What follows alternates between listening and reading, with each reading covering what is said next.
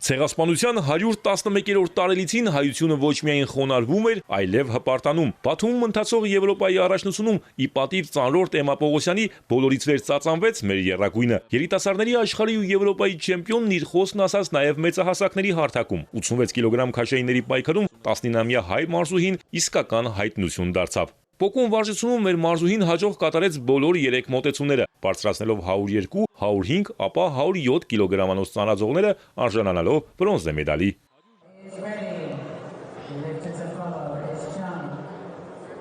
Հնում վարժությունում Պողոսյանը պարզապես շքեղ ելույթ ունեցավ։ 3 հաջող մոտեցում, սկսեց 132-ից, ապա 134 կիլոգրամ, բայց չեմպիոնության համար պետք էր գլխից վեր ցատկել, ու Էմման արեց դա։ 7 կիլոգրամանոց քայլ, 141 կիլոգրամ եւ 19-ամյա հայուհին Եվրոպայի մեծահասակների չեմպիոն է։ Էմման սահմանեց նաև երիտասարդների աշխարհի ռեկորդ։ Ես շատ ուրախ եմ նախ այս աղցանակի համար,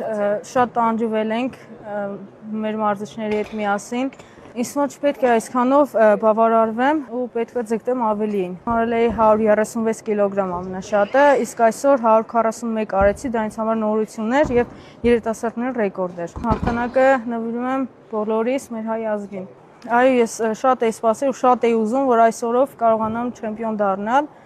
ու փառք Աստծո կարողացա։ Հնում վարժությունում Հայաստանի մյուս ներկայացուցիչը Լիաննա Գյուրջյանը բարձրացրեց 130 կիլոգրամ, ապա 135 կիլոգրամ եւ վաստակեց փոքր արծաթե մեդալ։